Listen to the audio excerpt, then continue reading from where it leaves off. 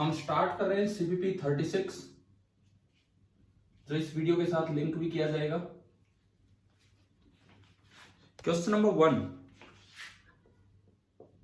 देखिए ये 1996, ठीक है पुरानी बात है, लेकिन सवाल थोड़ी पुराने होते हैं। सवाल तो कभी भी बन के आ सकते हैं उस टाइप के, थोड़ा बहुत घूम फिर के। जब सब्जेक्टिव पेपर हुआ करता था तो 5 नंबर का ये क्वेश्चन आया था। अभी ऑब्जेक्टिव बन के आ जाए, ऑप्शन देखे इस तरह से। अब इसमें दिया गया है एक smooth semi circular wire track है। This is a wire track, semi circle ये दिया गया है इस तरह का। ये एक वर्टिकल लाइन है, दोबारा बनाता हूं मैं। ये हुआ क्या, ये वाला सवाल मैंने आंसर साथ लिख के दिए थे, बोलो एक बार। आंसर हमने साथ लिख के दिए थे, सवाल हुआ क्या किसी बच्चे से, ये वाला? तो समझ नहीं आया। ठीक है, अब समझो तो। रिंग ही नहीं पता चल रहा कहाँ है। ये बोल रहा रिंग यहाँ पे P पॉइंट पे है, इसमें लिखा है देखो, a smooth semi circular wire track. This is a smooth track, semi circular track है। Radius R is fixed in a vertical plane as shown in the figure, और ये इसका रेडियस है R। One end of a massless spring of natural length 3R/4 is attached to the lower point of the wire track. वो दिखा रखा है graph में, इसमें डायग्राम में। एक स्प्रिंग का एक पॉइंट यहां अटैच किया O पे, massless स्प्रिंग है। A small ring of mass M which can slide on the track is attached to the other end of the spring. तो बड़ा क्लियर लिखा हुआ है कि स्प्रिंग का एक एंड यहां है, ये स्प्रिंग ऐसे दिखा रखी है इस तरह से, और ये बोला है कि जो एक रिंग है वो स्प्रिंग के दूसरे एंड पे अटैच है और उसका मास है M। ये लिख तो रखा है इन्होंने इस पॉइंट पे, P पॉइंट पे। क्या अभी क्लियर हो गया सभी को ये वाली लाइन? हाँ ठीक है। The ring is held stationary, ring यहां पे पकड़ी हुई है, रिंग हमने यूं पकड़ी हुई है। The ring is held stationary at point P such that the spring makes an angle of 60 degree with the vertical. इस तरह से रिंग को पकड़ा हुआ है कि स्प्रिंग ने 60 डिग्री का एंगल बना रखा है। The spring constant K is mg/r। इसके बारे में यह दिया गया है कि इसकी जो नेचुरल लेंथ है वो तो ऊपर लिखी थी 3R/4, और इसका जो स्प्रिंग कांस्टेंट है दैट इज mg/r। ये इंफॉर्मेशन गिवन है। Consider the instant eight which the ring is released. अभी तक तो इसको जबरदस्ती पकड़ रखा था, जैसे ही आप इसको रिलीज करेंगे, रिलीज करते ही स्पीड कितनी होती है? अगर आपने इसको रिलीज किया है तो जस्ट आफ्टर रिलीजिंग स्पीड कितनी होगी?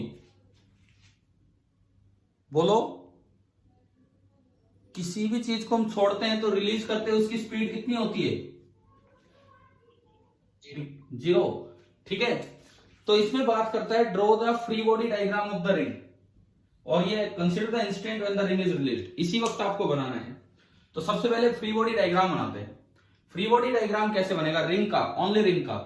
भाई रिंग पे एक फोर्स तो नीचे क्या लगेगा जो हम शुरुआत कर रहे हैं? वेट। पहला फोर्स तो ये हो गया, ठीक है। दूसरा फोर्स स्प्रिंग लगाएगी। अब एक बार ना आप स्प्रिंग का एक्सटेंशन या कंप्रेशन देखो कितना है। स्प्रिंग का एक्सटेंशन या कंप्रेशन कैसे देखना होगा, सुनिए। इस सेंटर से इसको ज्वाइन किया, ये भी तो रेडियस होगा, ये सेंटर है, ये सेंटर है तो ये भी रेडियस होगा, और ये भी रेडियस है तो ये भी R, ये भी R, तो ये R दोनों एंगल बराबर, तो ये दोनों एंगल भी बराबर होंगे। तो अगर ये 60 डिग्री तो ये भी कितना हो गया? 60 डिग्री। बोलते चलो, आज थोड़ी आवाज कम आ रही है आपकी, समझ में आ रहा है यहां तक? तो ये 60 तो ये भी 60, तो ये तो इक्विलेटरल ट्रायंगल बन गई। और इक्विलेटरल ट्रायंगल में अगर ये R है, ये R है, तो ये भी कितना होगा? R। ठीक है, देखो जेई ने 1996 में ये सवाल दे दिया। उसके बाद ऐसे क्वेश्चंस की मतलब प्रैक्टिस करने के लिए तो बच्चे हमेशा एक ना एक ऐसा ट्राई करके जाते हैं जिसमें स्प्रिंग अगर आए तो स्प्रिंग की एक्सटेंशन या कंप्रेशन आपको ज्योमेट्री से पता लगानी होगी। नेचुरल लेंथ इन्होंने अभी दे रखी है, ये लेंथ अभी निकाल लो R।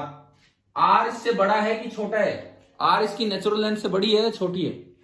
ये जो स्प्रिंग की लेंथ है अभी, बताओ।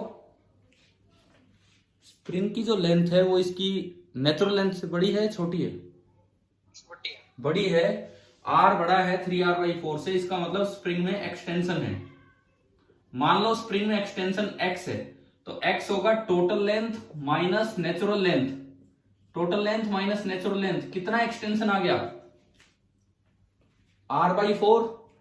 अगर एक्सटेंशन R/4 आ गया तो जो स्प्रिंग फोर्स होगा, स्प्रिंग फोर्स वो कितना होगा? K into x. Spring force आपका होगा K इंटू एक्स, यानी कि mg/r, ये तो K है, और x आपका है R/4, यानी कि जो स्प्रिंग फोर्स आया वो कितना आ गया? mg/4। बताओ यहां तक कैलकुलेट करना आया स्प्रिंग फोर्स? किधर किधर लगेगा ये स्प्रिंग फोर्स? खींचेगा अंदर की तरफ या बाहर भगाएगा, धक्का मारेगा? मतलब या तो स्प्रिंग अपनी साइड खींचे या बाहर धक्का मारे। बताओ क्या होगा? सर बाहर धक्का मारेगा। बाहर धक्का नहीं मार सकता भाई, ये खींची हुई है, एक्सटेंशन है। जब स्प्रिंग में एक्सटेंशन होता है तो स्प्रिंग अंदर खींचती है, अगर स्प्रिंग में कंप्रेशन हो तो स्प्रिंग बाहर धकेलती है। आया क्या समझ में?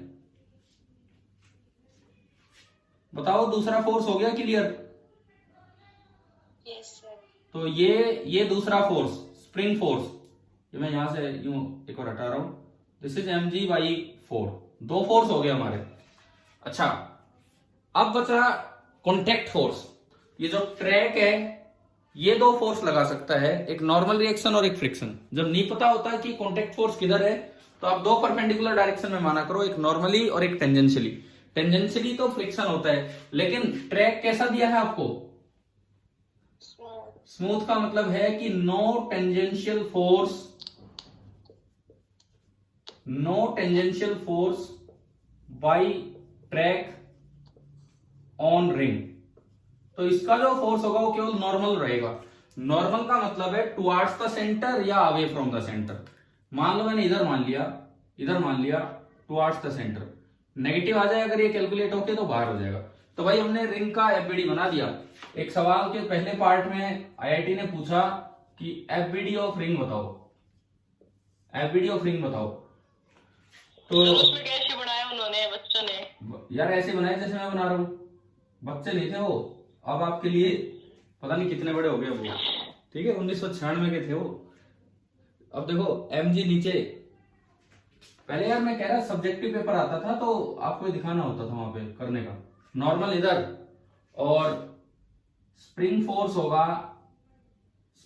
जो होगा that will be equal to mg/4 towards the spring, F spring, और ये है mg नीचे। और आपको जब ये दिखाना होता है तो उसमें डायरेक्शन और दिखाओ कि भाई ये तो सेंटर की डायरेक्शन है, टुवर्ड्स द सेंटर, और ये टेंजेंशियल डायरेक्शन है उसके perpendicular, this is along the tangent. बताओ एफबीडी बनाना आ गया कि नहीं? इधर ठीक है। आप देखो बड़ा अच्छा सवाल है। और अब इसमें अगली चीज, determine the tangential acceleration of the ring and normal reaction. मैं थोड़ी चीज और ऐड करता हूं। डिटरमाइन, एफबीडी आपने बना दिया। पहली चीज सेंट्रीपिटल एक्सेलरेशन, पढ़ा है ना हमने ये वर्ड, प्रोजेक्टाइल और उन सब टाइम पे एक सेंट्रीपिटल एक्सेलरेशन होती है टेंजेंशियल। दूसरी चीज टेंजेंशियल एक्सेलरेशन, एंड तीसरी चीज नॉर्मल रिएक्शन। सपोज मैं तीन चीजें पूछूं, सेंट्रीपिटल एक्सेलरेशन का फॉर्मूला क्या हुआ करता था बताएं? सेंट्रीपिटल एक्सेलरेशन का फॉर्मूला क्या हुआ करता था बताइए? अगर कोई चीज v स्पीड से r रेडियस में जा रही है तो सेंट्रीपिटल एक्सेलरेशन का फॉर्मूला क्या होता था? अरे यार आपको ध्यान नहीं है क्या? कभी हमने डॉट प्रोडक्ट और क्रॉस प्रोडक्ट के टर्म्स में बताए थे। चलो छोड़ो, क्या ये फॉर्मूला एक बार भी नहीं देखा अभी तक? Centripetal acceleration is equal to v²/r। बताओ काइनेमेटिक्स में सीखा था हमने, ध्यान है ना? प्रोजेक्टाइल के टाइम। और ये चीज याद कर लो, जब भी किसी चीज को रिलीज किया जाता है तो स्पीड 0 होगी, चाहे उसके बाद वो सर्कल में ही चले, फिर भी उस वक्त रिलीज करते वक्त स्पीड 0 होने की वजह से सेंटर की तरफ एक्सेलरेशन कितनी होगी? 0। ये रिजल्ट अच्छी तरह याद हो जाना चाहिए। स्पीड अगर 0 है रिलीज करते ही, इट मींस सेंटर की तरफ कोई एक्सेलरेशन नहीं होगी, तो सेंटर की तरफ एक्सेलरेशन आपकी कितनी हो जाएगी? 0। क्लियर और नॉट? ये वाला पॉइंट बताओ। Yes sir. ठीक है, फर्स्ट पार्ट जो क्वेश्चन ने नहीं पूछा हमने पूछ लिया आपसे। सेकंड पार्ट टेंजेंशियल एक्सेलरेशन, उसके लिए एफबीडी पे चलें। अब सारे फोर्सेस के टुकड़े कर दो along the tangent and along the normal, सारे के सारे। तो देखिए उसके लिए मुझे कुछ एंगल्स चाहिए। ये एक इक्विलेटरल ट्रायंगल बन रही है यहाँ, स्प्रिंग और ये नॉर्मल वाली डायरेक्शन और स्प्रिंग। तो नॉर्मल वाली डायरेक्शन और स्प्रिंग वाली डायरेक्शन के बीच का एंगल कितना है? 60 डिग्री। ये पूरा 90, तो ये 30 डिग्री। ठीक है, वही किसी तरह हम एंगल लाए तभी तो टुकड़े करेंगे, कंपोनेंट्स करेंगे। और देखो ये एंगल कितना है? 60। दिख गया ये? यानी कि ये जो एंगल है दिस इज 60 डिग्री। अब ये एक वर्टिकल लाइन है और ये भी एक वर्टिकल लाइन है। ये दोनों अगर वर्टिकल लाइन है तो मैं इसको आगे बढ़ाऊं तो ये कोरस्पॉन्डिंग एंगल हो गए, तो ये भी कितने हो गए? 60। ठीक है, क्लियर हो रहा है? अब इसके बाद देखो ये अलोंग द सेंटर, ये अलोंग द टेंजेंट, तो ये दोनों परपेंडिकुलर, ये 60 तो ये कितना बचा? 30। अब हमें क्या करना है? दोनों तीनों फोर्सेस के कंपोनेंट अलोंग टेंजेंशियल डायरेक्शन कर लेने हैं और अलोंग नॉर्मल सेंट्रीपिटल डायरेक्शन कर लेना है। तो देखो नॉर्मल का तो कंपोनेंट होगा नहीं, वो तो पूरा पूरा सेंटर की तरफ ही है, सेंट्रीपिटल में ही है। मान लो मैंने इस डायरेक्शन को बोल दिया x axis centripetal direction and इस डायरेक्शन को बोल दिया वाई एक्सिस टेंजेंशियल डायरेक्शन, ये कर लिए। तो चलिए नॉर्मल तो पूरा इधर ही है, इसका स्प्रिंग फोर्स mg/4 का इधर कंपोनेंट क्या होगा? mg/4 इंटू कोस 60 और इधर हो जाएगा साइन 60। समझ गए हो ना? ठीक है, तो अब देखो मैं सेंटर की तरफ अगर चलूं, सेंटर की तरफ, तो एक तो लग रहे हैं नॉर्मल सेंटर की तरफ टुवर्ड्स द सेंटर। एक mg/4 इंटू कोस 60 कितना होगा? बोलो। mg/4 इंटू कोस 60 कितना होगा? जल्दी बोलो यार,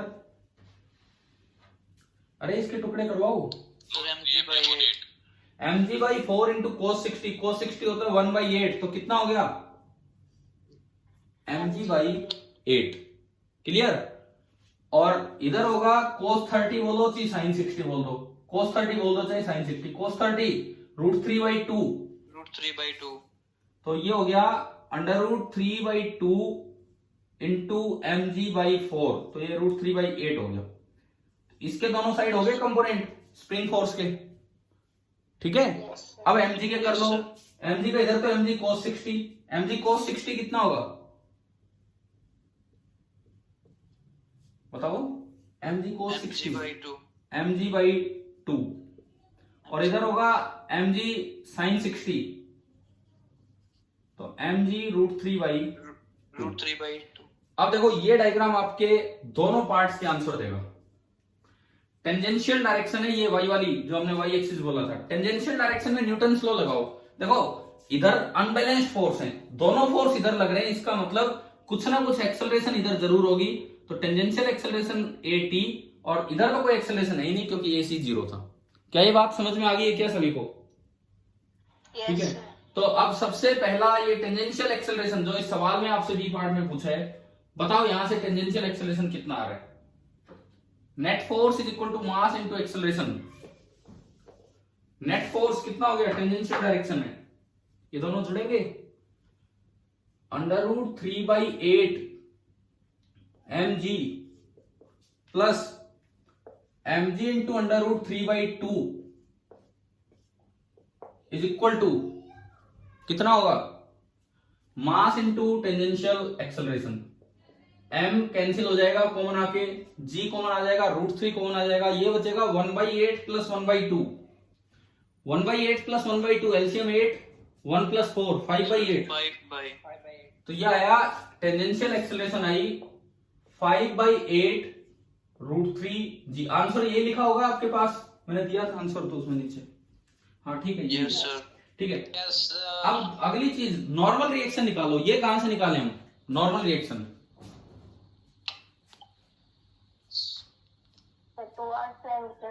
टुवर्ड्स सेंटर कोई एक्सेलरेशन नहीं है।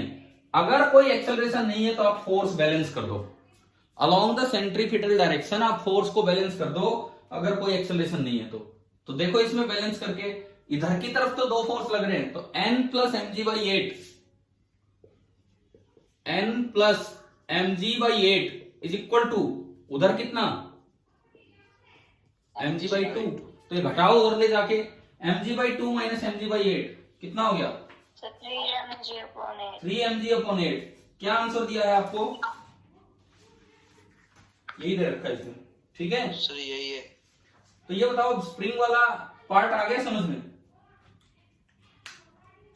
देखो कभी भी अगर सर्कल के साथ स्प्रिंग अटैच आए, एक एंड फिक्स होगा एक एंड फ्री होगा, नेचुरल लेंथ अलग दे रखी होगी, ज्योमेट्री से आपको टोटल लेंथ निकाल लेनी है जैसा इस आईआईटी के सवाल में हुआ, और total length minus natural length करके आप एक्सटेंशन या कंप्रेशन देखेंगे कितना है।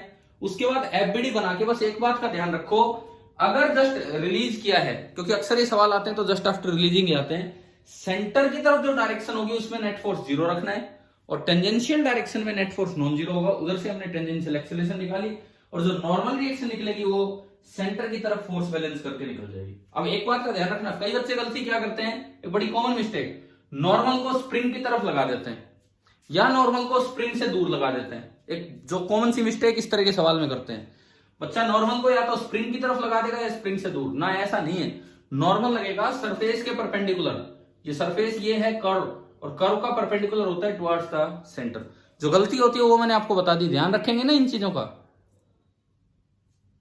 हाँ भाई क्लियर हो गया, ठीक है। चलिए अगले सवाल पे चलते हैं, question number 2, doubt sent by Anuj. मैंने उसमें प्रॉपर ये लिख के भेजा था कि किसने क्या डाउट भेजा है। भाई कितने बच्चे अभी मीटिंग में? सर 9 है, आपको छोड़ गए। चलो ठीक है, 9 तो मेरे को उम्मीद नहीं थी इतने भी आएंगे। बाकी इनसे यार मदद मिलेगी आपको। देखो कुछ अच्छे कॉन्सेप्ट हम सीख रहे हैं, अगर एक भी सवाल इनसे मिलता जुलता आ गया तो आपको यूं रहेगा कि हाँ भाई चलो क्लास अटेंड की थी। क्वेश्चन नंबर 2, ये अनुज ने सवाल पूछा, इंसेक्ट क्रॉल्स अप है। क्या मैंने कल वो एक सवाल करवाया था स्पेशल केस लेके, स्फेरिकल, भाई आर्बिट्रेरी कर्व तो कुछ भी थी, उसके बाद करवा दिया था ना एक स्फीयर वाला, जिसमें इक्वेशन ऑफ जिसमें इक्वेशन ऑफ पाथ नहीं दी होती, तो हमें और ज्योमेट्री का यूज करना है। तो ये वही सवाल है सेम, देखते हैं। अब सीपीपी पे भी ये मेंशन हो गया, डाउट सेंट बाय अनु, मतलब हिस्टोरिकल सा क्वेश्चन बन गया। देखो ये एक हेमिस्फेरिकल पार्ट है, और ये भी आईआईटी में 2001 में आ चुका। मैंने ऐसा एक सवाल आपको भेजा था जेई 2014 का 14 का, जो इसमें होगा पेपर में, पीछे करवा चुका मैं। देखिए ये कहता है an insect crawls up a hemispherical surface very slowly. धीरे धीरे एक इंसेक्ट इस पे चढ़ रहा है। The coefficient of friction between the surface and insect is 1/3। आपको म्यू दे दिया कि इंसेक्ट और इसके बीच का कोएफिशिएंट ऑफ फ्रिक्शन है 1/3। If the line joining the centre of hemispherical surface to the insect makes an angle alpha with the vertical. Insect यहां है, उस इंसेक्ट को सेंटर से ज्वाइन करने वाली लाइन ने जो एंगल बनाया है वो वर्टिकल के साथ अल्फा बनाया है। The maximum possible value of alpha is given by, एक स्टेज आएगी, उसके बाद इंसेक्ट फिसलने लग जाएगा। देखो ये जो छोटे छोटे चीटे कीड़े मकोड़े होते हैं बहुत ऊपर तक नहीं चढ़ पाते हैं, एक स्टेज आएगी जिसके कारण ये फिसलने लग जाएगा अगर इस तरह की कर्व है तो आपको वही बताना है कि यहाँ फ्रिक्शन केवल 1/3 कोएफिशिएंट है, तो मैक्सिमम वैल्यू ऑफ अल्फा कहां तक ये चढ़ पाएगा। कल जो हमने स्फीयर वाला किया था उस तरीके से आप सोचिए, कल जो स्फीयर वाला किया था बिल्कुल उस तरीके से। देखो लास्ट स्टेज कब होगी, जब इंसेक्ट पे कौन सा फ्रिक्शन लग रहा होगा, बताओ लास्ट स्टेज कब होगी जब कौन सा फ्रिक्शन लग रहा होगा, लिमिटिंग। इससे नीचे जब इंसेक्ट है तो उस पे लगेगा स्टैटिक फ्रिक्शन, अगर इससे ऊपर कोई छोड़ दे उसे तो काइनेटिक फ्रिक्शन लग के फिसल आएगा, मतलब काइनेटिक फ्रिक्शन लगेगा, और इस जगह लग रहा होगा लिमिटिंग फ्रिक्शन। तो देखो मैं इंसेक्ट का एफबीडी बनाऊं, इंसेक्ट का एफबीडी सबसे नीचे की तरफ तो उसका वेट, इधर की तरफ towards the centre normal reaction. अब देखो फ्रिक्शन किधर लगेगा, लिमिटिंग, आप mg के दो टुकड़े करो, एक टेंजेंशियल और एक रेडियल या सेंट्रीपिटल। सेंट्रीपिटल को बैलेंस करने वाला काम तो नॉर्मल करेगा। ये टेंजेंशियल कंपोनेंट नीचे की तरफ लग रहा है, तो बताओ फ्रिक्शन किधर लगेगा? मैं एक बार ये लिख देता हूं, देखो ये एंगल अल्फा है तो ये भी अल्फा होगा, कोरस्पॉन्डिंग एंगल, ये वर्टिकल लाइन, ये वर्टिकल लाइन, ये ट्रांसवर्सल है ना। तो इधर तो कंपोनेंट हो गया mg cos alpha, mg cos alpha, और इधर हो गया mg sin अल्फा।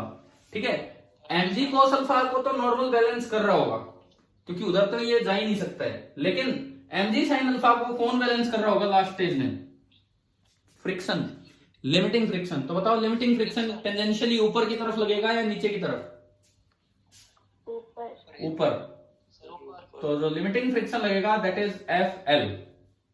अब जो FL होगा that will be equal to mu into n, ये तो हम लास्ट में यूज करते हैं। तो एक बार फोर्सेस बैलेंस करो along centripetal direction, radial direction में आपने फोर्स बैलेंस किए तो इक्वेशन बनी n बराबर mg cos अल्फा। एक बार फोर्स बैलेंस कर दो अलोंग टेंजेंशियल डायरेक्शन, स्लोली जाने का मतलब है कि उसकी एक्सेलरेशन जीरो है, तो हमेशा फोर्स बैलेंस होंगे।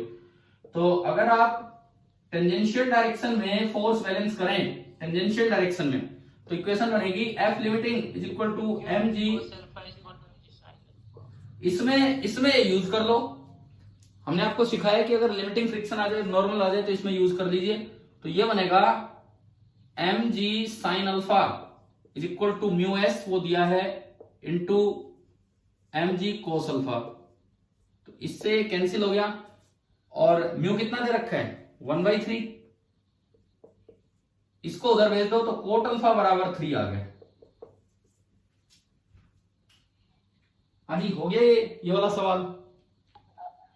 ठीक है अनुज, हो गया आप क्लास में? तो सुनो, अब मैंने सवाल करवाया था हाइट की टर्म्स में, मैंने ये सेम क्वेश्चन लिया था, मान लिया कि ये हाइट h है, तो हमने कैसे लिया था, यहां से यूं ज्वाइन किया, ये पूरा r, तो ये बचा r माइनस h, और ये r। अब ध्यान आ गया होगा किस तरह से किया था कल? ठीक है, वीडियो देख रहा था लेकिन टाइम था, कोई बात नहीं, ठीक है। अब ये अनुज ने ये नहीं भेजा कि आईआईटी में आया हुआ क्वेश्चन, ये तो मुझे पता था कि आईआईटी में आया हुआ क्वेश्चन है, इसलिए मैंने लिख दिया इनके साथ। अगला डाउट भी, ये 3-4 डाउट अनुज के ही हैं, तो पहले हम वही क्लियर कर रहे हैं। देखो, ये डाउट में जो कॉमन बनाता हूं, इसका ये मतलब होता है कि ठीक है भाई, सबको पता लग जाए, बहुत अच्छी बात है, इसीलिए इसको कॉमन कर देते हैं डाउट्स को। सारे डाउट्स कॉमन मैं नहीं करता हूं, जो ठीक ठाक डाउट्स होते हैं उनको मैं कॉमन करता हूं।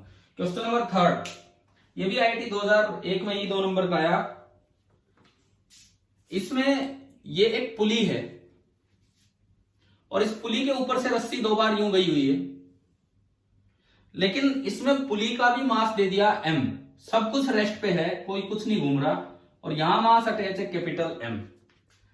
तो ये पूछा है कि जो क्लैंप होगा, यहां जो कील लगी होगी, उस क्लैंप ने पुली पे कितना फोर्स लगाया होगा। भाई एक बात बताओ, एक दिन मैंने आपको ये सिखाया था कि अगर किसी पुली के ऊपर से रस्सी यूं निकलती है deviated by an angle theta, करवाया था एक सवाल, तो वो कितना फोर्स लगाता है? ऐसे करवाया था, टी इधर, तो 2t sin cos theta by 2 या cos थीटा। समझ गए हो ना ये चीज? तो इस आप पुली का एफबीडी बनाओ, पुली का एफबीडी कैसे बनाओगे? देखिए, ओनली पुली का एफबीडी बनाना है। एक नई चीज जो आ गई है पुली के एफबीडी में, वो है इसका वेट, क्योंकि पुली का खुद का मास है m। तो बताओ नीचे कितना वेट होगा? mg। ठीक है, सब कुछ रेस्ट पे है, तो यहां देखो नीचे mg, ऊपर t, और ये रेस्ट पे है, तो t बराबर कितना होगा? mg। हाँ, मासलेस रो पे तो हर जगह टेंशन सेम होगी, तो यहां भी t बराबर क्या होगा? mg। तो पुली पे एक फोर्स इधर से लग रहा है, दैट इज टेंशन mg। आया समझ में? ठीक है, अगर पुली में मास होता है तो पुली के इधर और उधर टेंशन अलग होती है, वो तब होती है जब पुली घूमे, परंतु ये पुली किस पे है? रेस्ट पे। हमने मास वाली पुली नहीं पढ़ी, वो रोटेशन में पढ़नी है जाके, रोटेशन वाले चैप्टर में जब रोटेशन आएगा घूमेगा पुली। लेकिन यहाँ पुली रेस्ट पे है तो टेंशन दोनों साइड सेम होगी, तो इधर भी रस्सी खींच रही होगी इसको टी टेंशन से, यानी कि इधर भी पुली पे कितना फोर्स लगा? जी mg। अब देखो इतने भारी दबाव को पुली क्यों झेल पा रही है, क्योंकि यहां लगा रखी है कील और कील उसको नहीं जाने दे रही है। मतलब इन सबका जो भी रिजल्टेंट होगा, कील उसके अपोजिट डायरेक्शन में, क्लैंप उसके अपोजिट डायरेक्शन में फोर्स लगा रहा होगा। रिजल्टेंट कैसे निकालेंगे? नीचे कितना हो गया टोटल, इन दोनों का सम नीचे, capital M small M into g. हाँ तो नीचे तो हुआ capital M plus small M into g, इधर हुआ कैपिटल एम इंटू जी। इन दोनों का रिजल्टेंट आप देखेंगे तो ये आएगा। Yes sir. तो जो क्लैंप ने फोर्स लगाया होगा उसका यही काम होगा कि इस आर को बैलेंस करना। ये है बाई क्लैंप, बिल्कुल उसके अपोजिट डायरेक्शन में। आ गया समझ में? Yes sir. तो आर बता दो, ये परपेंडिकुलर है तो आर कितना आया? अंडर रूट, बोलो यहां से भाई। एक तो ये है mg और एक ये है m प्लस एम इंटू जी, इसका स्क्वायर, और n बराबर होगा r, तो ये है बाई द क्लैंप। ये ऐसा कौन सा ऑप्शन है? जी स्क्वायर बाहर आया कॉमन बन के g, और under root m square plus कौन सा ऑप्शन है, दिख गया होगा उसमें, आंसर हमने लिख ही दिया था आपके लिए। हाँ जी भाई, आ गया समझ में? यस सर, यही आंसर। ठीक है, देखो एक बड़ा अच्छा सवाल इसलिए है, क्लैंप पुली का मास होने के बावजूद उस पे दोनों साइड टेंशन सेम है क्योंकि वो रेस्ट पे है, नहीं तो क्वेश्चन रोटेशन का बन जाता। जब हमने ये वाला क्वेश्चन किया force by rope on the पुली, तो टीओटी करके नेट फोर्स निकाल लिया। अगर वहां पूछा जाए force by clamp on the पुली, तो जितना इनका रिजल्टेंट होगा उतना ही क्लैंप का फोर्स होगा। समझ गए हो? ठीक है, ये सीखा करो ये चीजें इनसे कि भाई आगे कुछ आए तो क्या करना है। Question number 4, again doubt send by Anuj. अब पर ये मुझे लगा कि शायद जेई में नहीं आया हुआ है, तो इसलिए मुझे ध्यान नहीं था ये कहीं आया भी है कि नहीं। परंतु क्या हमने कल इस टाइप के क्वेश्चन कर लिए थे कि नहीं?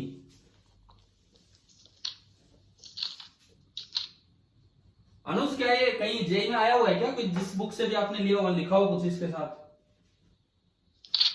कौन सा है सर, एक बार दिखाना क्वेश्चन। पैराबोलिक बाउल है, देखो मैंने क्या लिखा है, parabolic ball with its bottom at the origin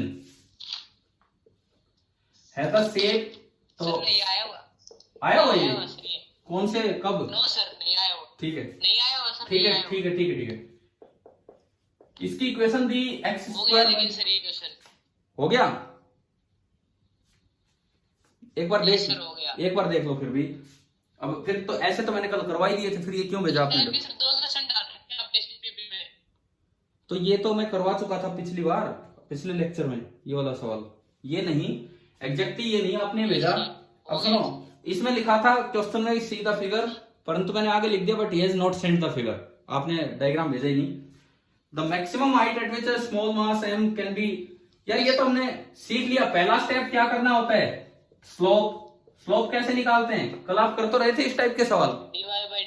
dy by dx कितना हो जाएगा? Yes sir. 1/20 into 2x, x by 10। फिर इस स्लोप को इक्वेट कर दो म्यू एस से, tan थीटा को tan अल्फा से, तो x by 10 को आपने इक्वेट रख देंगे। म्यू एस है 0.5, तो x कितना आ गया? 5। x 5 आ गया। हाइट चाहिए तो उसको y में पुट कीजिए, तो y is equal to 5 square upon 20, 25/20, 12.5/10, यानी कि 1.25। क्या ये सवाल बाकी बच्चों से हुआ भाई? Yes sir. ऐसा तो कल आपने करके दिखाई दिया था। अच्छा, ये जो आपने फोर्थ करवाया अभी, बिल्कुल इसके जैसा ही मैंने कल वाला डाला होगा कोई ना कोई सवाल जो हमने लिया था। क्वेश्चन नंबर 10 आपके इसी असाइनमेंट में एक क्वेश्चन नंबर 10 है, y is equal to x³/6, JEE 2014 का। कल करवाया था ये, बच्चों ने करके भी दे दिया था ये सवाल, जिसमें वो हाइट निकल के आई थी 1/6। ठीक है, तो ये हमारा ऐसा ही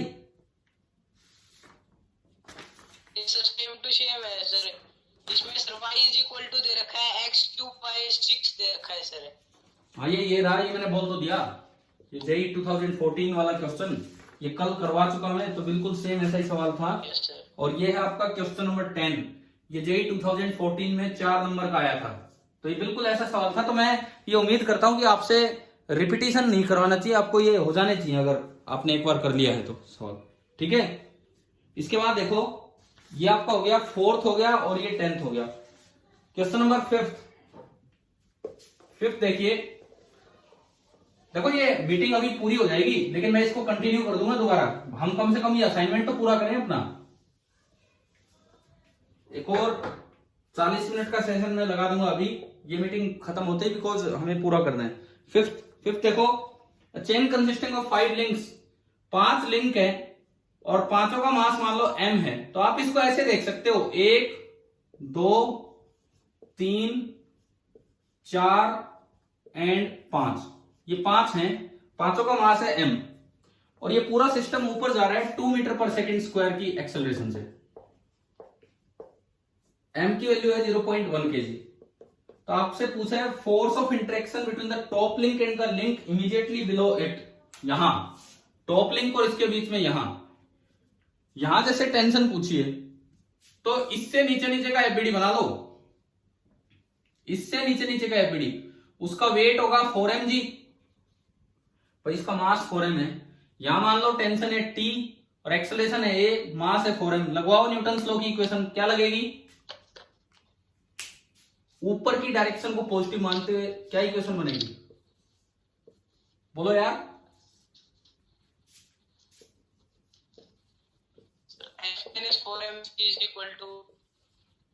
ये मैंने लिख दिया बोर्ड पे, दिख गया आपको इक्वेशन?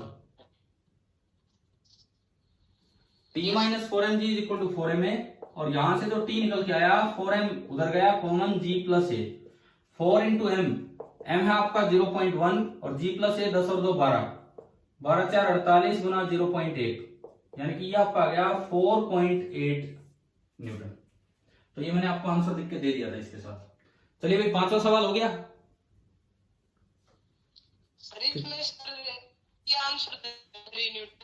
क्या 3 न्यूटन आंसर दे रखा है सर? ना गलत है। अगर ये पूछा है ना, अगर ये आपका सवाल है और ये पूछा है तो आंसर तो यही आएगा कि भाई इसके और इसके बीच में इंटरेक्शन पूछा है, इसके और इसके बीच में इंटरेक्शन और एक्सेलरेशन नहीं रखा है। अगर सवाल इतना सा है तो आंसर यही आएगा, 3 न्यूटन नहीं आ सकता है। ठीक है, क्लियर? ये बताओ समझ में आ गया कि नहीं आया? अरे बोल नहीं रहे। यस सर आ गया। ठीक है। देखो इसके बाद सुनो आगे, सवाल नंबर 6 में आप कल कर चुके, आपने किया था ये वाला। ठीक है, क्वेश्चन नंबर 7 कल डिस्कस हो चुका है, ये मैंने लिखा है और ये किसी बच्चे ने पूछा था, वही जिसका आंसर आया था 3.2 मीटर। वो मोमेंटम कंजर्वेशन से, मैन ऑन ट्रॉली, आदमी चला ट्रॉली भी चली, ये सब हो गया। ठीक है।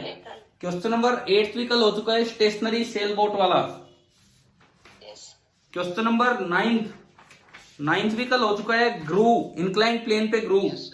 ठीक है, 10th मैंने अभी करवा दिया, अभी। क्वेश्चन नंबर 11th देखिए, 11th भी एक अच्छा सवाल है जो भारत बच्चे ने भेजा था, आपकी क्लास में नहीं है भारत, एक और हमारा स्टूडेंट है उन्होंने भेजा था। क्वेश्चन नंबर 11 एक अच्छा सवाल है, देखिए 3 solid hemisphere of radii r each. एक बार मैं टाइम देखता हूं कितना बचा है, आखिरी 4 मिनट या 5 मिनट चल रही है, कोई बात नहीं। 3 solid hemispheres of radii r each are placed. भाई 3 हेमिस्फीयर रखे हैं प्लेन पे, 1 2 3, ये ऊपर नहीं रखा, मैं मान रहा हूं ये एक हॉरिजॉन्टल प्लेन है उस पर रखे हैं। और फिर ये कहता है कि एक चौथा हेमिस्फीयर रखे हैं, हेमिस्फीयर, स्फीयर नहीं हेमिस्फीयर, मतलब उनका बॉटम प्लेन है, बॉटम प्लेन वाला पार्ट धरती पर रखा होगा, स्फीयर होंगे तो गिर जाएंगे, इधर उधर चल पड़ेंगे। हेमिस्फीयर है तो आराम से रखे हुए हैं। समझ में आया कैसे रखे हैं? ये ऊपर ये कर्व है, इसका भी ऊपर कर्व और इसका भी ऊपर कर्व है। फिर ये लिखता है ए sphere of mass m and radius r is placed symmetrically on top of them. इनके ऊपर बीच में सिमेट्रिकली एक स्फीयर रखा हुआ है, इनके ऊपर समझ गए होगा आप, 3D फिगर है ये, ठीक है। The normal reaction between the top sphere and any hemisphere is assuming the system to be static, rest पे ये सिस्टम। तो आपको ये बताना है कि इस टॉप वाले स्फीयर पे नीचे वाले किसी भी हेमिस्फीयर ने कितना फोर्स लगाया होगा नॉर्मल रिएक्शन। ये सवाल पढ़ा था क्या किसी बच्चे ने? क्वेश्चन नंबर 11 बताओ यार, बताओ, एक मिनट। हुआ कोई आंसर आया जो मैंने आंसर दिया भी था इसके साथ? नहीं आया तो देखिए, देखो इधर, सबसे पहली बात, जो नीचे वाली ट्रायंगल है उनके सेंटर्स को मिलाओगे तो एक इक्विलेटरल ट्रायंगल बनेगी। Yes sir. ठीक है, मान लो स्फीयर का रेडियस r है जो दिया है, तो ये लंबाई भी 2r, ये लंबाई भी 2r और ये लंबाई भी 2r, ठीक है। और इसके बाद जो ऊपर वाला स्फीयर है उसका सेंटर इन तीनों के बीच में होगा, उसका सेंटर बाय सिमेट्री इसके सेंट्रोइड के ऊपर होगा, इसके सेंट्रोइड से बाहर होगा। तो जो चौथी पॉइंट आएगा वो आएगा ऊपर की तरफ, फोर्थ जो पॉइंट आएगा वो इसके सेंट्रोइड से ऊपर की तरफ आना है, सेंट्रोइड से ऊपर की तरफ। और तीनों कॉर्नर से उसकी दूरी कितनी है बताओ? तीनों कॉर्नर से उसकी दूरी, तीनों कॉर्नर मतलब तीनों सेंटर से, भाई वो स्फीयर इसको टच कर रहा है नीचे वाले को, तो दोनों के सेंटर के बीच की दूरी 2r होगी कि नहीं? Yes sir. ये दूरी भी 2r होगी, ये दूरी भी 2r होगी और ये दूरी भी 2r होगी।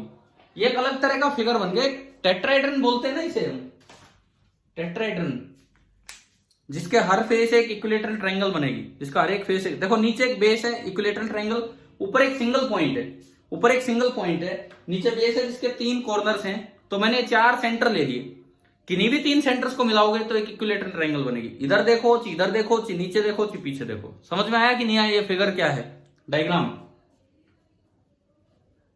हाँ भाई बोलो, क्लियर हुआ यहां तक? ठीक है। अब देखो, आप जब टॉप स्फीयर का एफबीडी बनाएंगे, टॉप स्फीयर का एफबीडी, तो उस पे एक तो वर्टिकली डाउनवर्ड लगेगा mg, एक तो वर्टिकली डाउनवर्ड लगेगा mg, और 3 जगह से लग रहे होंगे नॉर्मल रिएक्शन।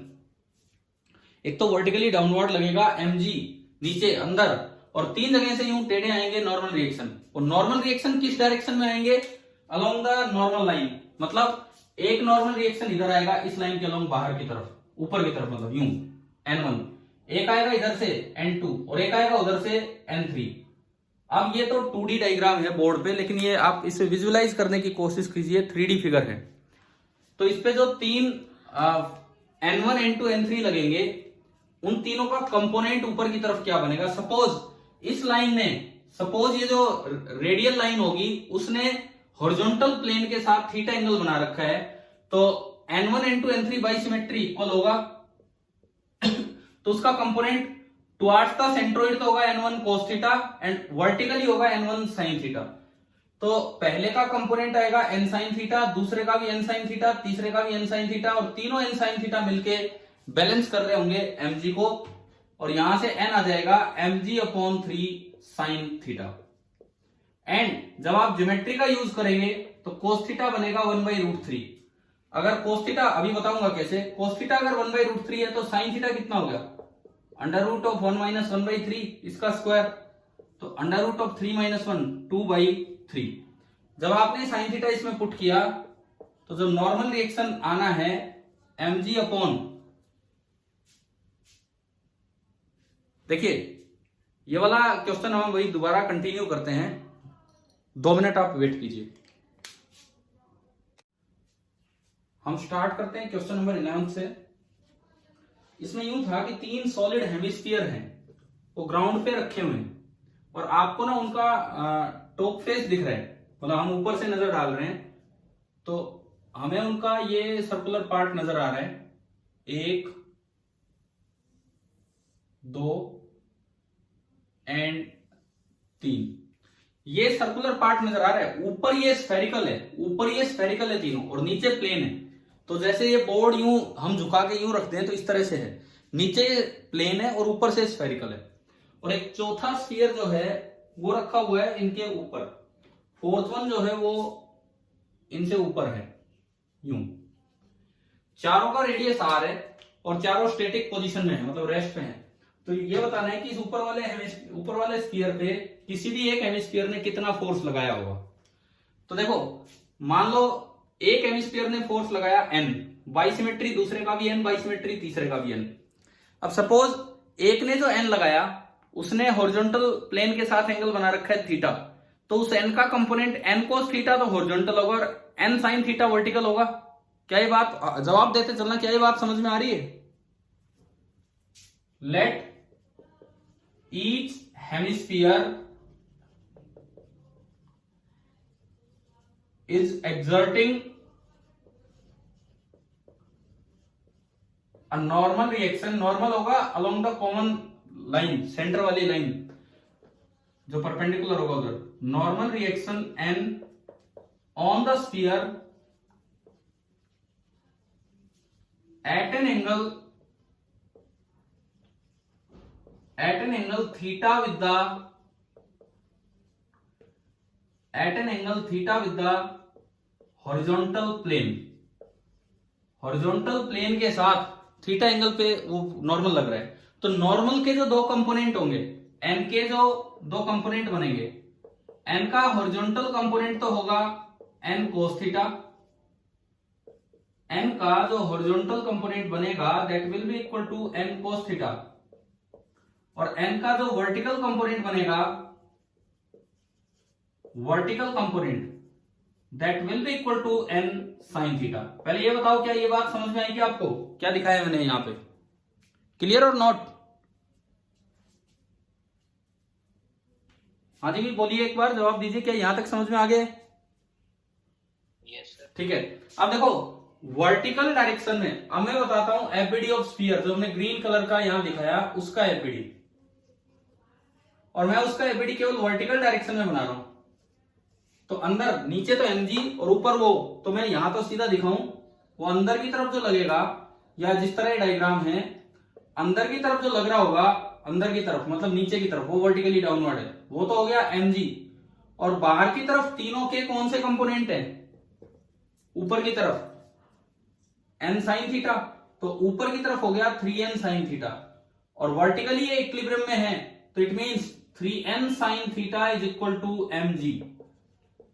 तो यहां से जो नॉर्मल रिएक्शन आया, normal reaction is coming out to be mg upon 3 sin theta, equation number 1। ये बताओ यहां तक आ गया समझ में?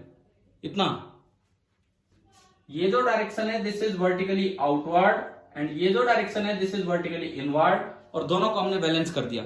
एक बार बताइए, क्या ये इक्वेशन क्लियर होगी सभी को? mg अपॉन 3 sin थीटा, ठीक है। अब मुझे कट रहा है वहां से। एक मिनट, ये ध्यान दे रहा मुझे। अभी देखिए आप, अभी देखो, अब दोबारा देख लो कि एक n यूं था, एक n यूं था, एक n यूं था, और n ने, किसी एक n ने हॉरिजॉन्टल के साथ एंगल थीटा बनाया, तो n cos थीटा तो अंदर और n sin थीटा ऊपर, ऐसे इसका n sin थीटा ऊपर, ऐसे इसका n sin थीटा ऊपर, और mg इस ग्रीन कलर वाले पे नीचे। तो क्या ये एफबीडी बनेगा? ये बताओ, ये आ गया समझ में? Vertical FBD. हाँ जी भारत, क्लियर हुआ कि नहीं यहां तक? Yes sir. ठीक है, और n is equal to mg upon 3 sin theta. मैं बाकी बच्चों से भी पूछता हूं, बाकियों को भी क्लियर हो रहा है ना किस तरह कर रहे हैं हम ये 3D वाला क्वेश्चन? ठीक है, अब बात आती है कि थीटा निकालें। एक बड़ा कॉमन सा इस क्वेश्चन में गलती बच्चा क्या करता है, वो थीटा 60 मान लेता है, बोले बाई सिमेट्री सब कुछ 60। ये नहीं होता, ये 60 नहीं होता। 60 कौन सा होता है? सुनो, इसका सेंटर, इसका सेंटर और इसका सेंटर, उन तीनों को आप हॉरिजॉन्टली मिलाओगे, हॉरिजॉन्टल प्लेन पे आप मिलाओगे, हाँ, तो वो एंगल बनेंगे। वो एंगल तीनों कितने बनेंगे? 60, 2r। समझ गए हो? लेकिन इसका सेंटर कुछ ऊपर है, इसका सेंटर कुछ ऊपर है, और जब यहां से उसको ज्वाइन करोगे तो वो लेंथ तो 2r है। ये दिख रहा है क्या आपको? कैसे दिखा रहा हूं मैं? वो लेंथ तो 2r है, लेकिन उसका हॉरिजॉन्टल के साथ एंगल 60 नहीं बनेगा। कितना बनेगा? सुनो, आप एक बार इसके सेंटर को ज्वाइन कीजिए, इसके सेंटर को, यहां से इसके सेंटर को मैंने ज्वाइन किया। आपको ये तो पता होगा कि सेंट्रोइड कितने 2:1 रेशियो में डिवाइड करता है, पता है ना ये चीज? भाई ये पॉइंट जो तीनों का सेंटर है उस ट्रायंगल का ये पॉइंट बना सेंट्रोइड जी, सेंट्रोइड। तो मैंने एक बार इस लाइन को पूरा किया, ये है 2r, ये लेंथ है 2r, तो बताओ ये कितना होगा, ये एंगल 30 डिग्री, तो ये 2r cos 30 हो गया पूरा। ये अभी मैं हॉरिजॉन्टल प्लेन का एक ट्रायंगल मान रहा हूं, ये 2r cos 30 हो गया, 2r cos 30 यानी कि 2r इंटू √3/2 r√3। और ये जो G पॉइंट है, ये A पॉइंट है मान लो, और ये L पॉइंट है, तो G पॉइंट इसको 2:1 रेशियो में डिवाइड करेगा, तो टोटल 3 हिस्से करके AG निकाल लो। तो AG बराबर आ गया 2/3 टाइम्स r√3। बताएं एक बार, ये पॉइंट क्लियर हुआ कि नहीं, AG कैसे निकाला हमने? हाँ जी बोलो भाई, AG क्लियर हुआ? ठीक है, मैंने r√3 पूरी लेंथ थी 2r cos 30 से, उसके 2:1 रेशियो मतलब 3 हिस्से करके 2 हिस्से इसको दे दिए, तो ये आया √3 से √3 गया, तो 2r/√3। इन जनरल कई बच्चे सीधा याद रखते हैं a/√3 कि अगर a एज लेंथ है इक्विलेटरल ट्रायंगल की, तो सेंट्रोइड किसी एक कॉर्नर से a/√3 दूर होता है। चलिए ये हो गया। अब आप देखो, A से आपने इस ग्रीन कलर वाले सेंटर को हवा में ज्वाइन किया, तो ये बताओ ये लेंथ कितनी है, ये इसके सेंटर से उसके सेंटर की लेंथ, जल्दी बोलो, 2r। ये AG, और वो वहां से आएगा परपेंडिकुलर, वो जो है वो वहां से आएगा ग्रीन कलर वाले, उससे नीचे आएगा परपेंडिकुलर, तो ये बनेगा, ये एक ट्रायंगल नजर आ रही है आपको, ये इस तरह से राइट एंगल ट्रायंगल जिसकी हाइपोटेन्यूज है 2r, AG है ये, तो मुझे ये एंगल चाहिए। अब बताओ ये थीटा आ गया आपके पास, कोस थीटा। देखो मैं ऊपर वाला एक पॉइंट मान रहा हूं, एक ये A पॉइंट है, एक ये G पॉइंट है, और इससे ऊपर वाले पॉइंट को आपने सीधा ज्वाइन किया राइट एंगल ट्रायंगल पे, ये A, ये G, और ये ऊपर वाले का सेंटर C4। ये लेंथ है 2r, ये राइट एंगल, और AG जो लेंथ है वो अभी निकली 2r/√3, और हमने ये एंगल थीटा मान रखा है, इधर की तरफ नॉर्मल लगाया था, वो सारे नॉर्मल इसके अलोंग है, वो जो 3 नॉर्मल हैं वो लगे हैं AC4 के अलोंग, BC4 के अलोंग एंड CC4 के अलोंग। तो AC4 जो साइड है उसका एंगल हॉरिजॉन्टल के साथ मैंने थीटा माना, तो आप इस ट्रायंगल में अगर कोस थीटा निकालें तो कोस थीटा होगा बेस अपॉन हाइपोटेन्यूज, तो 2r/√3 अपॉन 2r, 2r से 2r गया, तो कोस थीटा कितना आ गया, 1/√3। और अगर कोस थीटा 1/√3 आ गया तो साइन थीटा कितना हो जाएगा, ट्रायंगल से बना लो आप, कोस थीटा आ गया 1/√3, तो ये √2 हो गया पाइथागोरस से, √3 का स्क्वायर माइनस 1 का स्क्वायर, तो साइन थीटा कितना हो जाएगा, √2/√3। अगर कोस थीटा 1/√3 है, तो इसका मतलब साइन थीटा आपका हो जाएगा √2/√3। आपने ये इसमें पुट किया नॉर्मल में, तो नॉर्मल आपका बना mg/3 साइन थीटा, 3 इंटू √2 और डिवाइडेड बाई √3, √3 से √3 गया, √3 बचा, और √3 इंटू √2 √6 होगा, तो ये आपका आ गया mg/√6। बताइए भाई ये क्वेश्चन आया क्या समझ में, कैसे किया हमने? Yes sir. बाकी बच्चों को क्लियर हुआ, जिनका डाउट नहीं भी था उन्हें भी कि भाई किस तरह से करना था ये? देखो इसमें जो सबसे अच्छी बात है वो ये ट्रायंगल है, ये वाली ट्रायंगल सोचनी है आपको, ये ऊपर वाले का सेंटर, ये 2r, ये AG, और ये इसका एक परपेंडिकुलर। इस एंगल को बच्चे गलती से 60 मान लेते हैं, जो कि 60 नहीं होता है, इस बात का बस ध्यान रखना था। चलिए भाई अब आगे देखते हैं, ये आपका हुआ सवाल नंबर 11। अब देखो कुछ फ्रिक्शन पे एक अच्छे से ठीक ठाक से सवाल है, जिनमें अक्सर बच्चे गलती क्या करते हैं, या तो हमेशा फ्रिक्शन म्यू इंटू एन लगा देते हैं, जबकि आपको यह देखना होता है कि कहीं स्टैटिक फ्रिक्शन तो नहीं है, वो हमेशा म्यू इंटू एन लगा के बैठ जाते हैं, या फिर एक ही फोर्स ले लेते हैं भाई N बराबर mg, पता नहीं कौन से प्लेन में वो चलना है, किस तरह से है। तो हमारा 11 तक तो हो गया, 3 सवाल और बचे, 12 13 14, तीनों अच्छे हैं, तो उनको हम देख लेते हैं, एक बार डिस्कस कर लेते हैं। देखो ये मैंने आपको करने के लिए दिए थे, हो गए हो तब भी, नहीं हुए हो तब भी, आप थोड़ी सी देर और क्लास अटेंड करनी है तो कर ही लीजिए।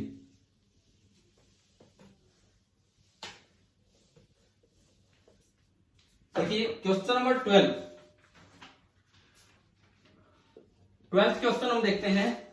A block of mass m, ये HCV का मैंने एज इट इज उठा के दिया आपको। A block of mass 2 kg is pushed against a rough vertical wall. जैसे ये कोई एक वॉल है, ये कोई भी एक वॉल है, और इसके अगेंस्ट एक 2 kg ब्लॉक को पुश किया जा रहा है यूं। With a force of 40 Newton. ये 2 kg का ब्लॉक है जिसपे अंदर की तरफ फोर्स लगाया जा रहा है 40 न्यूटन का।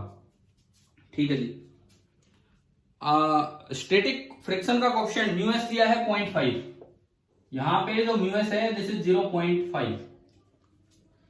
Another force of 15 newton is applied on the block in a direction parallel to the wall.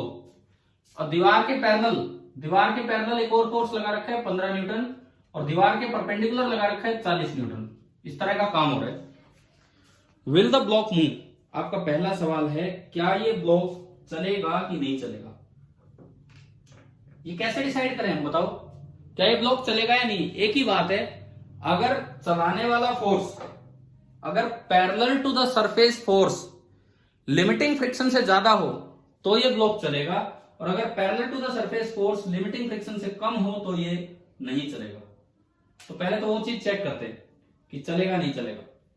Parallel to the surface कितना फोर्स है, ये दीवार ही सरफेस है अब हमारी।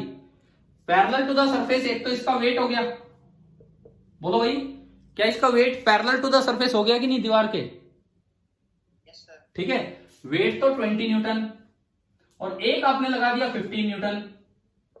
तो इन दोनों का रिजल्टेंट क्या होगा, इन दोनों का रिजल्टेंट कितना होगा पाइथागोरस से बताओ। 20 का स्क्वायर 400, 15 का स्क्वायर 225, 400 और 225 625, कितना आ गया ये 25 न्यूटन। 25 न्यूटन फोर्स इसको चलाने वाला है, तो रोकने वाला एक बार आप लिमिटिंग फ्रिक्शन लगाओ FL, जिसका फॉर्मूला होता है म्यू एस इंटू एन। अब N लगेगा वर्टिकली आउटवर्ड और उसमें वेट का कोई रोल नहीं है।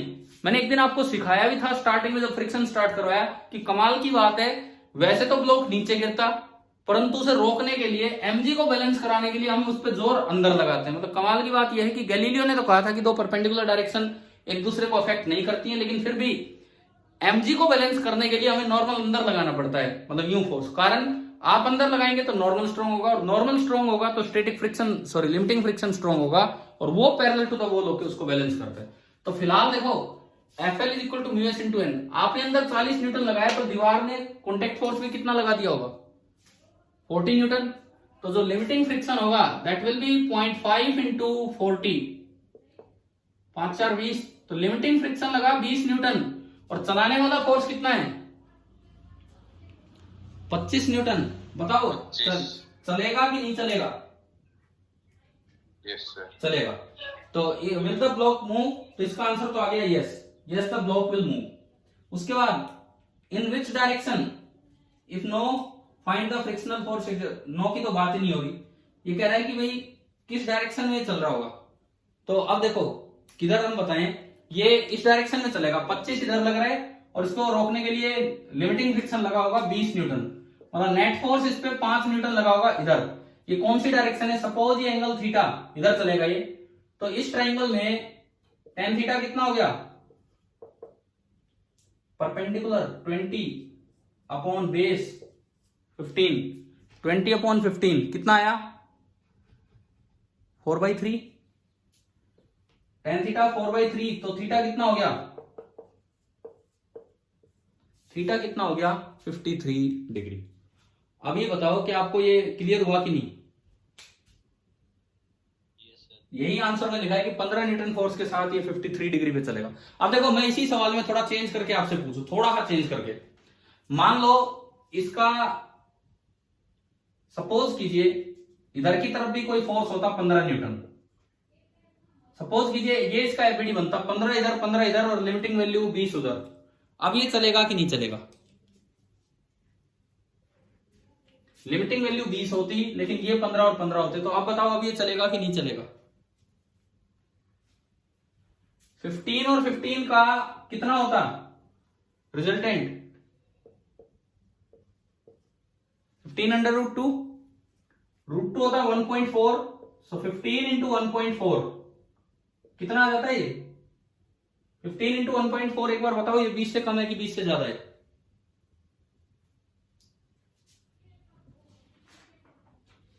बोलो भाई बोलो। कम है तो क्या ये चलेगा, अगर ये 20 से कम है नहीं चलेगा। अब दूसरा सवाल, इस पे फ्रिक्शन कितना लग रहा होगा इस वक्त? इस पे फ्रिक्शन कितना लगेगा? 20 न्यूटन लगेगा या 15√2 लगेगा? 15√2। हाँ, ये भी एक बड़ी मिस्टेक हो जाती है कि 20 लगाते हैं, जबकि स्टैटिक फ्रिक्शन तो जितना जरूरत है उतना लगता है। तो आंसर आएगा 15√2। ये बताओ, ये वाली बात आ गई है समझ में? ठीक है। अब इससे हमें सीखना क्या है इस सवाल से? ये तो दीवार का सवाल हो गया, दीवार के ऊपर। ऐसा ही सेम क्वेश्चन फ्लोर पे आ जाए, ऐसा ही सेम क्वेश्चन फ्लोर पे आ जाए। सपोज कीजिए ये कोई फ्लोर है, रफ फ्लोर, वहां पे आपने दो फोर्स लगा रखे हैं, एक F1 और एक F2, दोनों एक दूसरे के परपेंडिकुलर हैं। वेट है mg, तो उतना ही नॉर्मल लग रहा होगा, और फ्रिक्शन कोएफिशिएंट है μs। अब डिसाइड करना हो ये चलेगा कि नहीं चलेगा। बिल्कुल सेम सवाल, लेकिन मैंने फ्लोर पे कर दिया। अब डिसाइड करना हो ये चलेगा कि नहीं चलेगा, तो कैसे डिसाइड करेंगे? कैसे डिसाइड करेंगे? सबसे पहले आप इन दोनों का रिजल्टेंट निकाल लोगे, चलाने वालों का रिजल्टेंट। ये कितना होगा? Under root of parallel to the surface जो भी फोर्स है उसका रिजल्टेंट निकाल लो। तो parallel to the surface force का रिजल्टेंट आया under root of F1 square plus F2 square. बताए आ गया क्या समझ में? ठीक है। अब फिर से लिमिटिंग वैल्यू कितनी होगी फ्रिक्शन की? लिमिटिंग वैल्यू होगी μs इंटू एन, और इस बार n mg है। इस बार तो ये हॉरिजॉन्टल फ्लोर पे रखा है, तो μs इंटू mg। अब सुनो, दो बात है जिन पे आपको ध्यान देना है। अगर ये फोर्स μs mg से बड़ा हो तो ये क्या चलेगा या नहीं चलेगा? बताओ। यस, चलेगा। और उस वक्त तो फ्रिक्शन लग रहा होगा μs इंटू mg, मतलब या फिर काइनेटिक होगा तो म्यू के इंटू mg। ठीक है, अगर μs म्यू के दो वैल्यू। लेकिन अगर ये छोटा हुआ, अगर ये चीज छोटी है μs mg से, तो क्या ये चलेगा? अभी नहीं चलेगा। लेकिन इस वक्त फ्रिक्शन कितना लगेगा ये बताओ आप। अगर ये नहीं चल पा रहा है तो फ्रिक्शन कितना लगेगा पीछे? μs। नहीं, यही तो मैं समझा रहा हूं। और क्या समझा रहा हूं? μs कहां से आ गया μs? अरे ये तो लिमिटिंग वैल्यू है। अगर ये फोर्स कम है तो क्या इतने फ्रिक्शन की जरूरत है क्या वहां लगने के लिए? No sir. तो फिर कितना लगेगा फ्रिक्शन बताओ। अगर ये वाला केस है तो फ्रिक्शन कितना लगेगा? जितना ये है उतना ही लगेगा। अगर ये वाला केस है और वो नहीं चल पा रहा है तो फ्रिक्शन इससे नहीं आएगा, वो स्टैटिक फ्रिक्शन होगा, और जितने की जरूरत है उतना ही लगेगा। यानी कि कितना लगेगा? Under root F1 square plus F2 square. भाई एक बार बताओ, क्या ये बातें आपको समझ में आ गई हैं क्या, जो भी बच्चे प्रेजेंट हैं अभी क्लास में? Yes sir. देखो फिर से सुन लो, वो दीवार का फोर्स था, ये मैंने फ्लोर पे कन्वर्ट कर दिया। दो बातों का ध्यान रखना है। अगर उसमें दीवार वाले में चल रहा था वो पहले, मैंने ऐसा बोला कि अगर ये ना चले, ये ऐसा कैसे डिसाइड करेंगे? अगर इनका अंडर रूट ये रिजल्टेंट μs mg से कम होगा तो ये चलेगा नहीं, और फ्रिक्शन μs mg नहीं लगेगा। फ्रिक्शन फिर जितनी जरूरत होगी उतना ही लगेगा। तो ये आपका हो गया सवाल नंबर 12। चलिए आगे देखते हैं, दो ही क्वेश्चन और बचे हैं, देख लेते हैं इनको भी ढंग से फटाफट। देखिए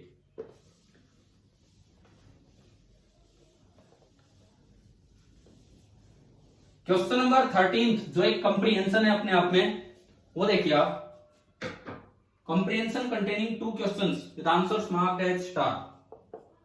क्वेश्चन नंबर 13, इसमें ये दिया है अगेन कि भाई दीवार पे एक ब्लॉक है यूं, m उसका मास है, म्यू फ्रिक्शन कोफिशिएंट है, और एक फोर्स, मैंने थोड़ा ओरिएंटेशन चेंज कर दी, उसमें उधर से लगा रखा था, एक ही बात है।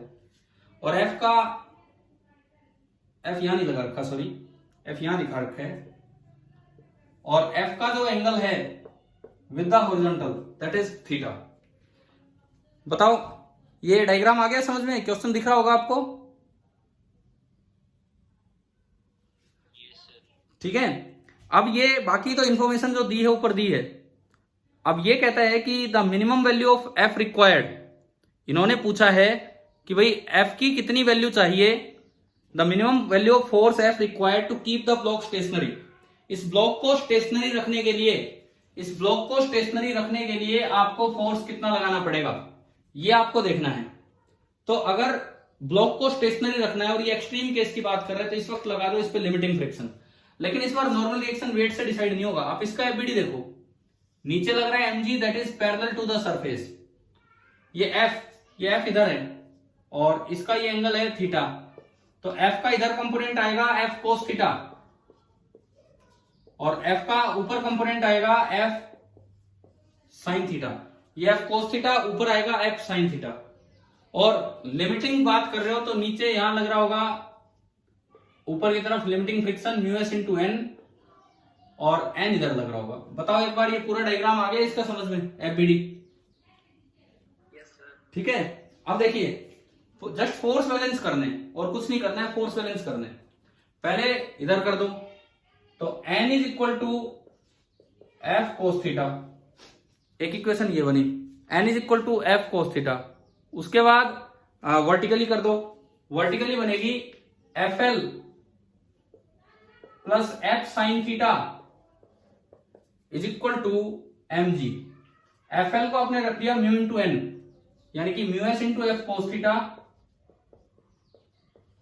Plus F sin theta is equal to mg। मुझे F चाहिए तो यहां से F कॉमन लिया, μs cos theta plus sin theta is equal to mg। And अगर आप F देखें तो F आ गया mg अपॉन μs cos theta plus sin theta. हाँ भाई क्लियर हुआ ये वाला पार्ट, फर्स्ट पार्ट, यही आपका आंसर है बी ऑप्शन। ठीक है। सेकंड पार्ट देखो, F की वैल्यू कितनी होगी फ्रिक्शन ही ना लगे। तो भाई अगर फ्रिक्शन नहीं लगना तो इसको 0 कर दो, ये तो हो गया लिमिटिंग केस। अब दूसरा केस कहता है कि फ्रिक्शन 0 ले लो। अगर फ्रिक्शन 0 लेते हो तो वर्टिकली क्या इक्वेशन बनेगी बताओ?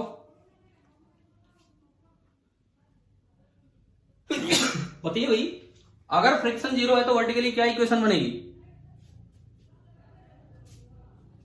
बोलिए। mg is equal to F sin theta और यहां से जो F आया that F is equal to mg upon sin theta. ठीक है। अब मैं आता हूं आखिरी सवाल पे, क्वेश्चन नंबर 14, इस पेपर का लास्ट क्वेश्चन।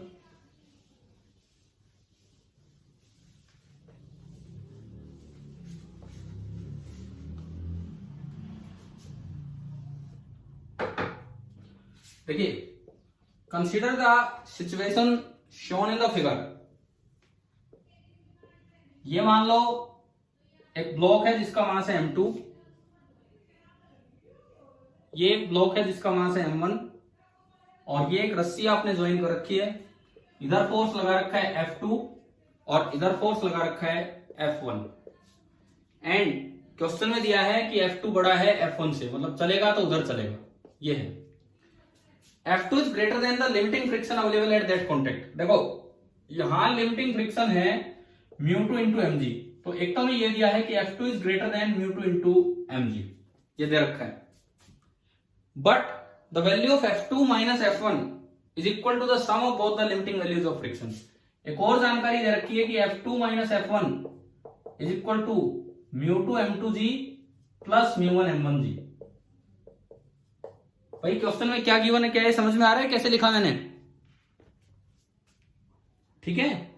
ठीक है। अब सुनो, आगे सुनो। सबसे पहली बात, विल M2 मूव, क्या M2 चलेगा?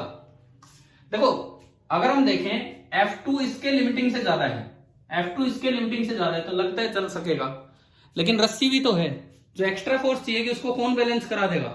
सीखा था हमने कभी? पहले आता है फ्रिक्शन, पढ़ाया है ना, सबसे पहले आता है फ्रिक्शन, फिर जो एक्स्ट्रा फोर्स चाहिए वो कौन दे देगा? रस्सी दे देगी। आ रहा है समझ में यहां तक?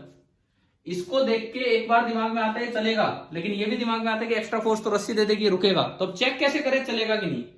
इससे डिसाइड नहीं हो सकता, अब इससे डिसाइड होगा। आप पूरे का एफबीडी बनाओ, पूरे का आप एफबीडी बनाओ, free body diagram of complete block.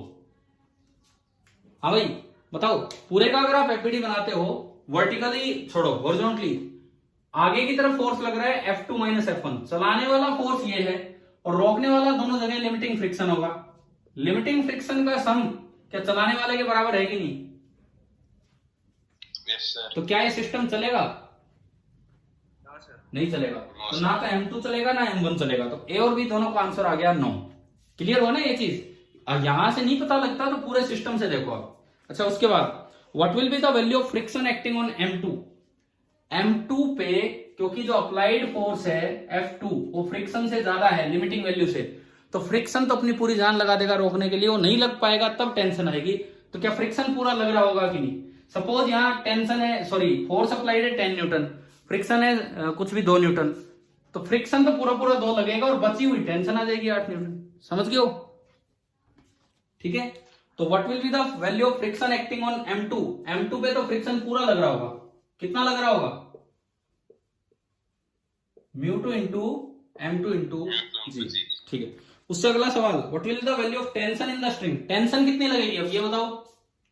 ये रुका हुआ है, चल नहीं पा रहा हूं, हमने पूरे का एपीडी देख लिया, ये रुका हुआ है, अब टेंशन कितनी लगेगी? आगे F2 है, मान लो ये है 10 न्यूटन, फ्रिक्शन है 2 न्यूटन, तो ये बची कितनी टेंशन? 8। मतलब टेंशन कितनी लगेगी आप अपने उसमें आंसर देख सकते हो, मैंने लिख के दिया था, इसमें से ये घटा दो उतनी टेंशन लगेगी। तो जो टेंशन आएगी that will be equal to F2 minus μ2 into M2 into g. बताएंगे क्या ये समझ में आया यहां तक? टेंशन कैसे देखी हमने? ठीक है, उसके बाद what will be the value of the friction on M1? अब बात आती है, चल तो M1 भी नहीं रहा, तो M1 पे देखो, M1 पे 2 फोर्स लग रहे हैं, T इधर और F1 इधर, तो फ्रिक्शन किधर लगेगा? चल M1 भी नहीं रहा भाई, T का मतलब ये है, T की वैल्यू ये है, पता नहीं वो F1 से बड़ी है कि F1 से छोटी है, हमें नहीं पता। फ्रिक्शन यहां स्टेटिक लगेगा, वहां तो लिमिटिंग लग रहा है, यहां स्टेटिक लग जाएगा, बल्कि यहां भी लिमिटिंग लगेगा, स्टेटिक नहीं यहां भी लिमिटिंग लगेगा, क्योंकि जितना चलाने वाला फोर्स है उतना ही टोटल रोकने वाला है। अगर जितना चलाने वाला है उतना रोकने वाला है, तो यहां भी लिमिटिंग लगेगा, लेकिन उसकी डायरेक्शन क्या होगी? अगर T बड़ा है, अगर T बड़ा है तो वो इधर लगेगा, और अगर F1 बड़ा है तो वो उधर लगेगा। इसका काम होगा कि इसको चलने नहीं देना है। समझ में आया? कितना कितना लगेगा? कितना लगेगा? मान लो ये 5 न्यूटन, ये 3 न्यूटन, तो बताओ इस पे फ्रिक्शन कितना लगेगा? 2 न्यूटन पीछे, और ये बड़ा होगा तो इनका डिफरेंस इधर। क्या क्लियर हो गया है? क्लियर हो गया ये वाला सवाल 14th? देखो अब बड़ा ध्यान से आप देखो, इसमें मैंने आंसर दिया लास्ट वाले में कि difference of F2 minus μ2 M2G, मतलब इन दोनों का टेंशन तो ये वैल्यू है, इसका और इसका डिफरेंस आपको देखना, और इसकी डायरेक्शन भी फिक्स नहीं है, वो आपके अकॉर्डिंग आएगी कि कौन सा बड़ा है और कौन सा छोटा है। तो 14th क्वेश्चन फ्रिक्शन की डायरेक्शन दिखाने के लिए एक बड़ा अच्छा सवाल था, तो ये शायद आपको समझ में आ जाना चाहिए कि भाई किस तरह से हुआ है। क्लियर हुआ है यहां तक? ठीक है, अब देखो मैं इसी क्वेश्चन में एक और चीज आपको सिखाता हूं। आखिरी 10 मिनट चल रहे हैं इस मीटिंग के, बस फिर ये फिनिश हम कर ही रहे हैं, और जिन्होंने भी ये क्लास अटेंड की डेफिनेटली कुछ तो फायदा मिलेगा ही, अगर ढंग से अटेंड किए तो। अगर इस टाइप के कोई क्वेश्चन आते हैं तो देखिए, ये M1 है, ये M2 है, सपोज इधर फोर्स नहीं लगाया और बस उधर लगा दिया F2। अब मैं इसमें थोड़ा सा स्लाइड चेंज करूं, मैंने F1 हटा दिया और F2 लगा दिया। ये अब आपसे पूछा जाए कहां कितनी टेंशन है, कहां कितना फ्रिक्शन है, कैसे निकालना होगा? तरीका सुने। सबसे पहले आप लिमिटिंग वैल्यू निकाल लो, यहां भी और यहां भी। मान लो ये चल रहा है, सपोज कीजिए चल रहा है, ये मैंने बोल दिया, ठीक है, तो चल रहा है नहीं चल रहा है वो कुछ भी केस हो सकता है। पहली बात, यहां फ्रिक्शन कितना लगेगा? F2 इसके लिमिटिंग से ज्यादा है, सपोज F2 है 100 न्यूटन, और यहां लिमिटिंग फ्रिक्शन जो अवेलेबल है दैट इज 80 न्यूटन, तो बताओ रस्सी में टेंशन कितनी आई?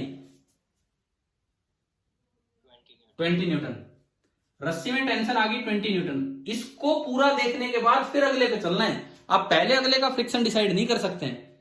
अब इस पे इधर देखो, टेंशन आ गई 20 न्यूटन, जैसे हमने इसको देखा, और यहां पे टेंशन आ गई है 20 न्यूटन, और सपोज कीजिए एक और भी रस्सी बंधी हो, एक और भी ब्लॉक हो, कैसे भी हो सकता है ये सिस्टम, धीरे धीरे आपको आगे बढ़ना होगा।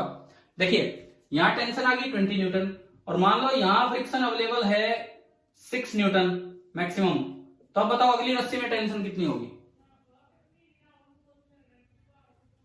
20 न्यूटन ये टेंशन है, 6 न्यूटन फ्रिक्शन अवेलेबल है, तो अगली रस्सी में टेंशन कितनी होगी? 14 न्यूटन।